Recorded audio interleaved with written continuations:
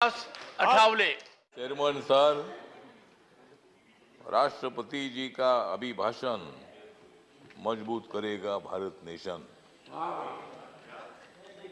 विरोध करना है कांग्रेस की फैशन, विरोध करना है कांग्रेस की फैशन, इसलिए मैं उनके विरोध में कर रहा हूं भाषण।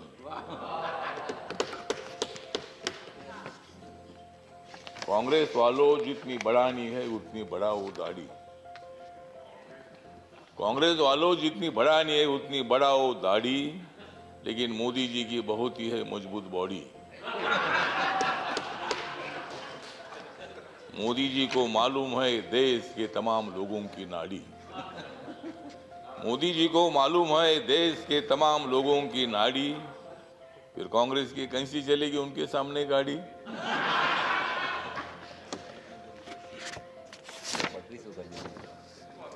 मोदी जी आदमी है खास,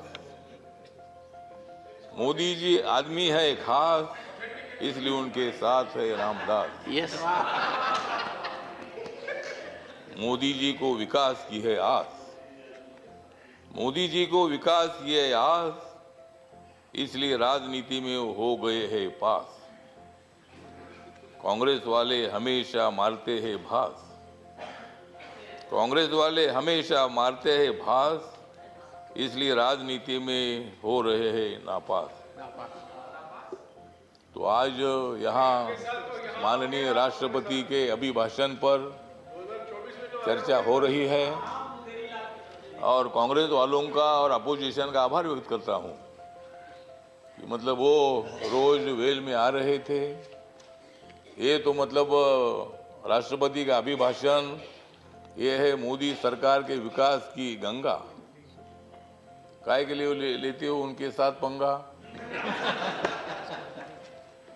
तो दंगा छोड़कर आपने इस चर्चा में भाग लिया, इसीलिए कांग्रेस पार्टी का मैं आभार व्यक्त करता हूं, अपोजिशन का आभार व्यक्त करता हूं और यही आशा व्यक्त करता हूं कि आप हमेशा उधर ही रहेंगे और हम इधर ही रहेंगे।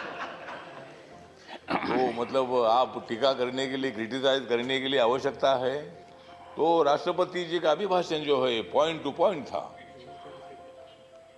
सभापति महोदय, राष्ट्रपति जी ने दलित समाज है, आदिवासी समाज है, ओबीसी समाज है, अल्पसंख्यक है, जनरल कैटेगरी के लोग हैं। मोदी सरकार ने जनरल कैटेगरी के लोगों को 10% आरक्षण देने का निर्णय लिया। मोदी सरकार ने schedule caste and schedule tribe का जो एक्ट है उसमें अमेंडमेंट करने का निर्णय लिया। मोदी सरकार ने मतलब बाबा साहब अम्बेडकर जी का जो मेमोरियल है, कांग्रेस पार्टी ने तो बाबा साहब अम्बेडकर जी को 2 बार हराया था। बाबा साहब अम्बेडकर जी को लोकसभा में आने का मौका नहीं दिया था, लेकिन बाबा साहब अम्बेडकर जी का 125वां जन्म दिवस नरेंद्र मोदी जी ने बनाया।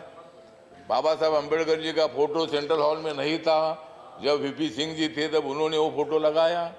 कांग्रेस पार्टी को उसकी भी जानकारी तो नहीं थी कि भाई बाबा साहब का फोटो जी सेंट्रल हॉल में बैठकर बाबा साहब ने संविधान लिखा। ड्राफ्टिंग कमेटी के चेयरमैन के नाते रात रात जागकर 26 अलीपुर रोड में बाबा साहब अम्बेडकर काम करते रहे और मतलब ये काम जयराम रमेश जी, ये काम आपने करना चाहिए था, लेकिन हाँ ठीक है ना, आपने किया नहीं, बाबा साहब अम्बेडकर जी को संविधान सभा में आपने लाया, लेकिन उसके पहले 2 बार बाबा साहब को हराया। मुझे भी शिरडी में हराया, इसीलिए मैं छोड़कर इधर आ गया। मुझे भी शिरडी ने आप लोगों ने हराया, तो इसीलिए ठीक बात है। तो इसीलिए बाबा साहब अम्बेडकर जी के लिए संविधान बदलेंगे, ये बोलते हैं कि भाई संविधान बदलेंगे, कैसा बदलेंगे? हमने तो कांग्रेस को बदला है, संविधान क्यों बदलेंगे? संविधान बदलने का विषय नहीं है। जिस मोदी ने 2019 में सेंट्रल हॉल में संविधान को माथा टेक कर उन्होंने शपथ ले ली है कि बाबा साहब के संविधान का भारत में खड़ा करूंगा, सबका साथ सबका विकास, इसलिए दिख रहा है यहाँ अच्छा प्रकाश। तो मतलब मोदी जी ने सबका साथ सबका विकास की भूमिका रखी है और आप चल रहे भारत जोड़ने के लिए। बाबा साहब अम्बेडकर जी ने और संविधान ने भारत को जोड़ ही दिया है। झगड़े होते रहते हैं लेकिन फिर भी हम एक हैं। यहाँ कोई पाकिस्तान का संविधान हमारा तो नहीं है, यहाँ कुछ भी हो जाएगा लेकिन देश टूटेगा नहीं। जम्मू कश्मीर भी हमारा है। अभी हमारे साथी बोल रहे थे कि 370 को हटाया है। पहले हमने कांग्रेस को हटाया, फिर 370 को हटाया। तो इसीलिए मतलब हटाने का विषय तो नहीं है।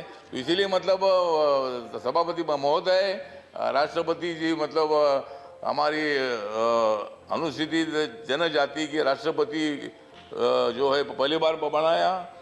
मतलब शेड्यूल कास्ट का जो राष्ट्रपति है नरेंद्र मोदी जी ने बनाया, आपको भी बनाया, मुझे भी बनाया। तो इसीलिए मतलब ये राष्ट्रपति का जो अभिभाषण है, तो इसका सपोर्ट करने के लिए जो मेरी रिपब्लिकन पार्टी ऑफ इंडिया है, बाबा साहब अम्बेडकर जी ने स्थापित की हुई पार्टी है, इस पार्टी की तरफ से इस अभिभाषण का सपोर्ट करने के लिए मैं यहाँ खड़ा हूँ। और सभी लोगों को मैं निवेदन करना चाहता हूँ, ये अभिभाषण जो है, ये अभिभाषण देश के विकास को आगे ले जाने वाला है। हमारी सरकार आगे बढ़ रही है, सभी लोगों को लेकर आगे बढ़ रही है। और भारत नरेंद्र मोदी ने जोड़ दिया है, आप लोगों को जोड़ने की आवश्यकता नहीं है।